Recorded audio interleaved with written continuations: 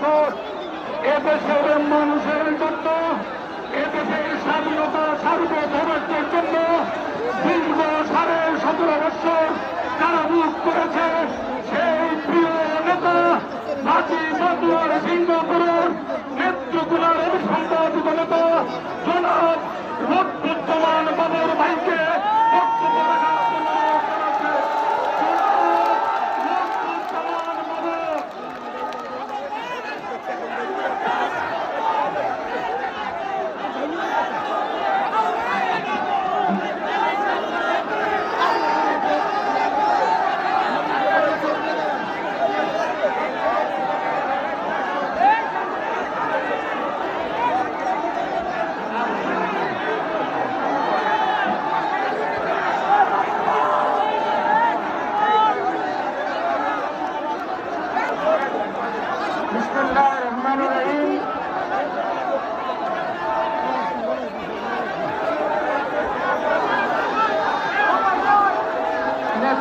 জেলা বিএনপির সম্মানিত আহ্বায়ক সাহেব আছেন, সম্মানিত সদস্য সচিব এবং আমাদের নেতৃত্বরা জেলা নেত্রী এবং সমস্ত অঙ্গ সংগঠনের সম্মানিত নেতৃবৃন্দ, আসসালামু আলাইকুম।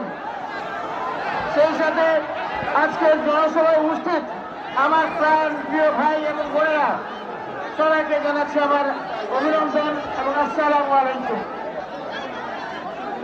ভাই সকল, বোন সকল, আপনারা জানেন গত 17.5 বছর আমি কারাগারে অন্তরীণ ছিলাম মিথ্যা মামলায়।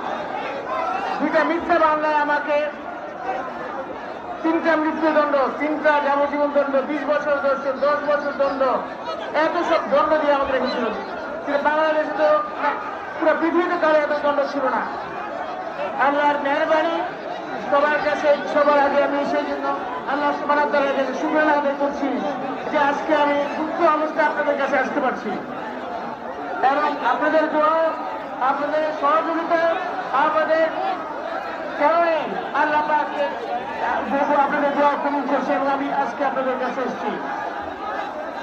ভাই সকল, আপনারা জানেন ছাত্র জনতা বিপ্লবের কারণে, গণঅভ্যুত্থানের কারণে আজকে আমরা নতুন ভাবে স্বৈরাচারীকে উত্তর করছি, মেশিনারি উত্তর করেছি এবং এই সময়ে আমরা আমাদের নেতা বলেছেন জনাব তারেক রহমান, সবার আগে বাংলাদেশ, সবার আগে, সবার আগে।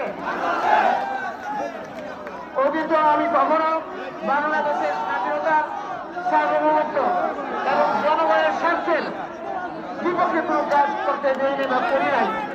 ইনশাআল্লাহ ভবিষ্যতেও আপনাদের দোয়া আল্লাহ যদি রহমত করেন, বাংলাদেশের জনগণের স্বার্থ, স্বাধীনতা, সার্বভৌমত্ব কখনো আমি করে নিব না ইনশাআল্লাহ তাআলা। এই 17 বছরে তাদের লক্ষ্য ছিল একটাই, প্রথমে ছিল কেয়ারটেকার গভর্নমেন্ট।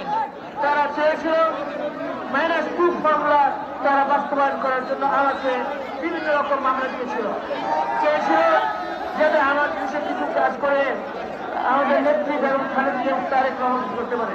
আল্লাহর রহমতে আমি ইমানি শক্তি এমন শক্তিশালী করে দিয়েছে আল্লাহ, যে কারণে আল্লাহর রহমতে কেউ আমার জন্য কিছু করতে পারেনি।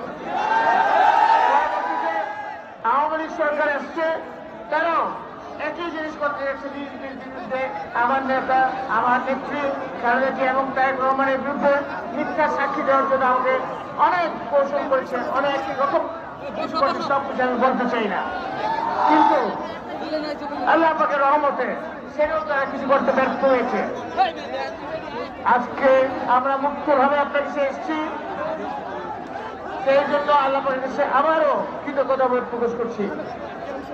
আমাদের নেত্রী অত্যন্ত অসুস্থ, আপনারা জানেন। আমার নেত্রীর জন্য আমি আপনাদের দোয়া কামনা করছি। সেই সাথে আমাদের সামনে এখন নির্বাচন আসবে, ডিসেম্বর মাসে নির্বাচন দিবে এবং আমি অন্তর্বর্তীকালীন সরকারকে বলবো যত দ্রুত সম্ভব আপনি একটা নির্বাচনের ব্যবস্থা করুন, নির্বাচনের ব্যবস্থা করুন, যার মাধ্যমে জনগণ তাদের ভোট কিছু চাকরি দিতে পারে এবং নতুন গণতান্ত্রিক উপায়ে নির্বাচিত সরকার আসতে পারে। এবং আপনারা এটাও দেখেছেন এখনো অনেক ষড়যন্ত্র চলছে। ষড়যন্ত্র আপনারা সবাই দেখেন, কারণ আপনারা সবাই সচেতন। আপনারা আবার যদি কোন ষড়যন্ত্র হয় আমাদেরকে, আমার নেতা প্রকৃষ্ণ মালিককে বলেছেন আপনারা প্রস্তুত থাকুন, প্রয়োজনে আবার আমরা রাজপথে দাঁড়াবো। আপনারা কি প্রস্তুত থাকছেন রাজপথে দাঁড়াবার জন্য?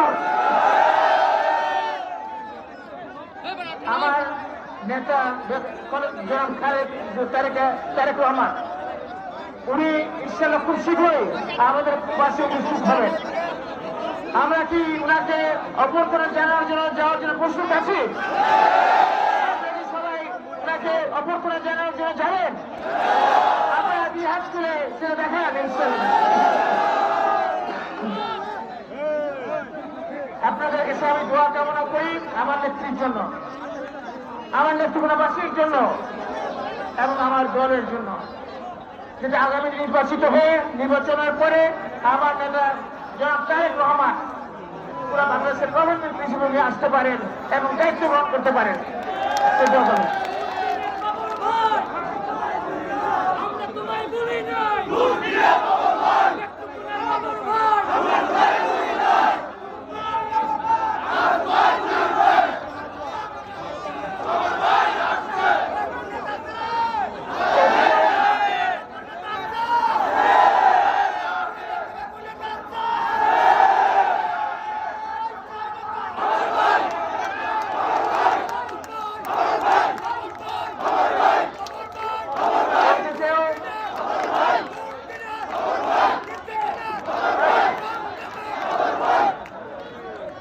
অতীত আপনারা দেখেছেন, আপনাদের সর্বক্ষণ আপনাদের পাশে ছিলাম, আপনাদের উন্নয়ন কর্মকাণ্ড যাই ছিল সেটা সুখ দুঃখের সাথে চেষ্টা করেছি।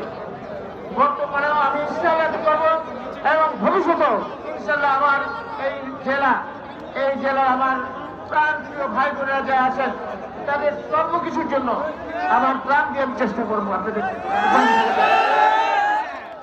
আপনারা দোয়া করবেন আল্লাহ পাক যেন তৌফিক দেন এই জেলার অসমাপ্ত উন্নয়ন কর্মকাণ্ড পাশাপাশি আমাদের কর্মজীবনে যারা অনেকে আমাদের বেকার যুবক আছে তাদেরকে কর্মস্থান তৈরি করার জন্য আপনারা দোয়া করবেন। ইনশাআল্লাহ যদি আমরা সেটা ক্যামেরাবি হতে পারি।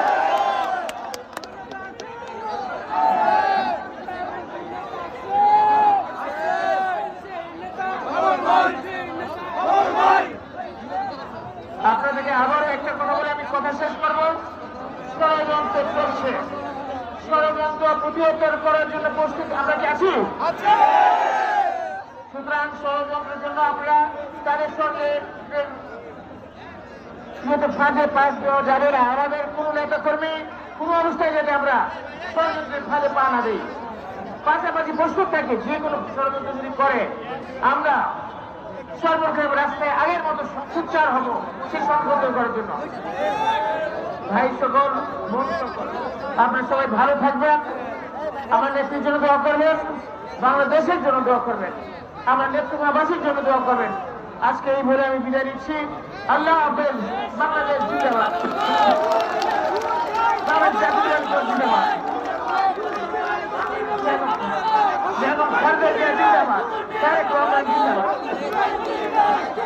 সম্মানিত নেতৃবৃন্দ, আজকে আমাদের